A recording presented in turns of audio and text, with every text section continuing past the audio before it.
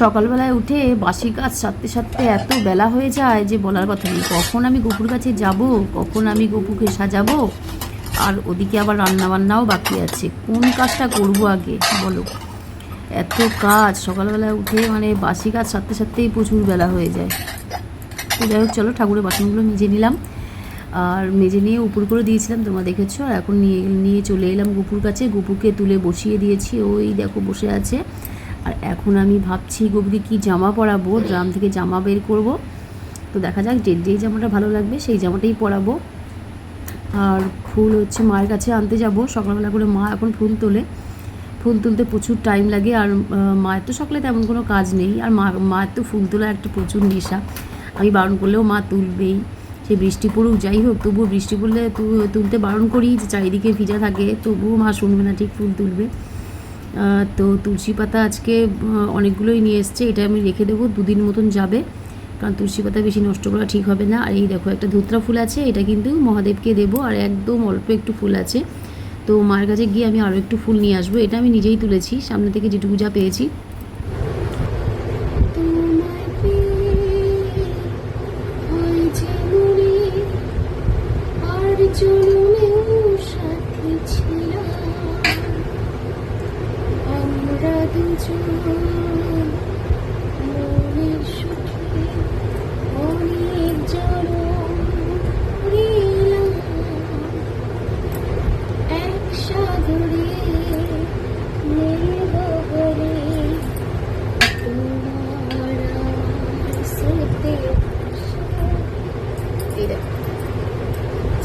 এই জামাটা পরাবো,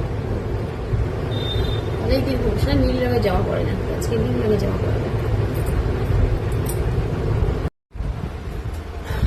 গোপুসোনাকে তুলে রান্না করে গেলাম, রান্না করে গিয়ে আলুর তরকারি রুটি করলাম।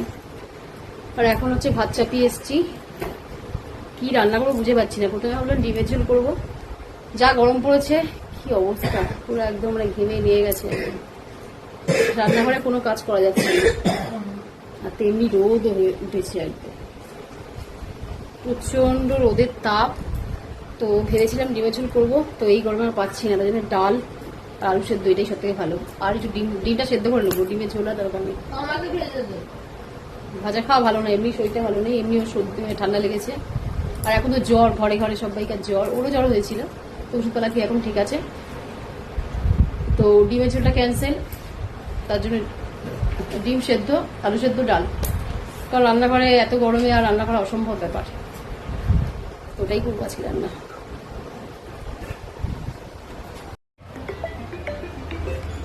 বাবা তোমার কি হয়েছে?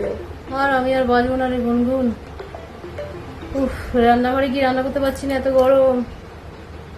উফ, কি করবো, এই এত রোদ্দুর উঠেছে এত গরমে, সত্যি আর বাঁচবো না। বন্ধুরা তোমরা সবাই কেমন আছো, সাবধানে থেকো, গরমে সবাই একটু বেশি নুন চিনি জল খেয়েও। গুনগুনকেও দিয়েছি নুন চিনি জল একটু, তাই না গুনগুন? এত ঘামছি, আর বেশি দিন নেই আমার, আর সত্যি বেশি দিন নেই, গরমে মরে যাবো। গরম আর সহ্য করতে পারছি না, তার মধ্যে আবার গরমের মধ্যে রান্না। আর একটু উঠে বসো, আর অবস্থা খুব খারাপ, কি উঠে বলবো, এত অবস্থা খারাপ, প্রচন্ড অবস্থা খারাপ রে। আমি একদম ফিট আছি, নুন চিনি জল। ভালো তো, ঠিক থাকলে ভালো।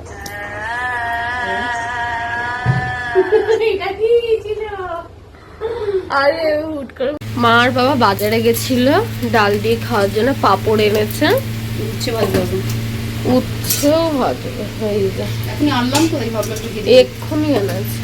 এইগুলো দেখো, আর এই যেগুলো একটা, আর এগুলো হলো স্পেশাল টমেটো পাপড়, প্যাকেটটা কই রেখে দিয়েছে ভেতরে। সন্ধ্যাবেলা আবার ভাজবি? হ্যাঁ, চা দিয়ে খাওয়ার সময়। আমি এগুলো রাখি আমরা, এগুলো হলো আমরা বিলাতি আমরা, কি আমরা বিলাতি আমরা, বিলাতি হবে না। আর এটা হলো কলা, কলাগুলো পুরো কষ কষ টাইপের। এই বুঝে গেছিস, সরিয়ে রাখ। আজকে কুকারে ভাত করেছি, তাড়াহুড়োর মধ্যে ছিলাম, বেড়েছি সকালবেলা করেছিলাম মানে রুটি দিয়ে খাওয়ার জন্যে।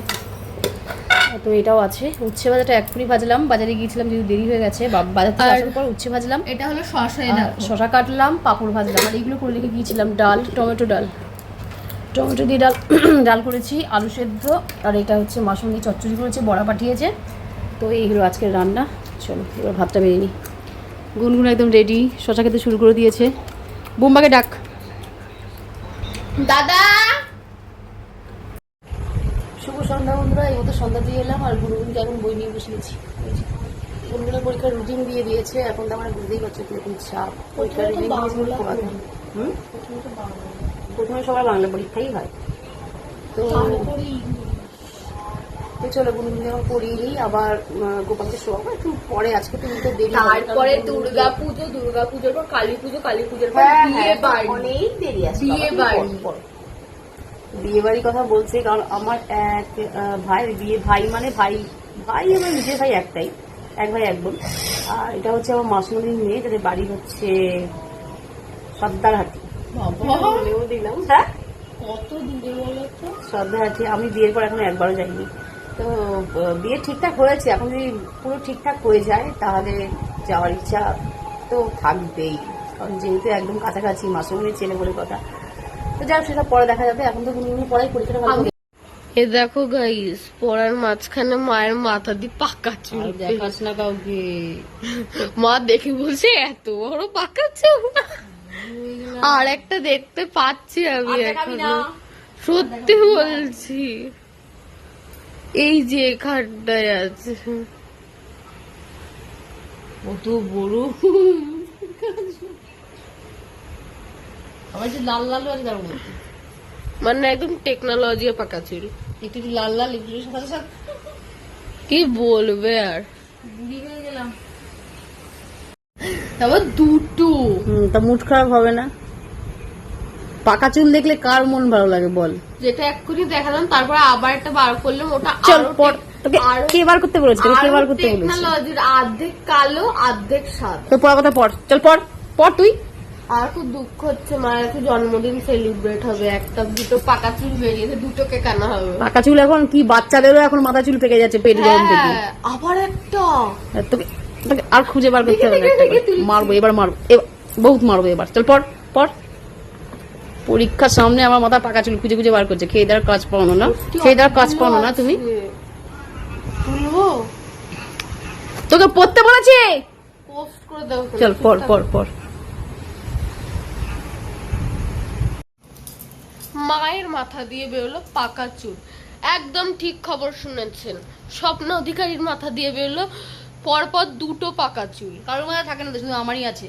হ্যাঁ, আজকাল বাচ্চাদের মাথা বেরিয়ে যায়, কিন্তু আমার মায়েরটা ছিল ন্যাচারাল পাকা চুল পুরো, তাই তো।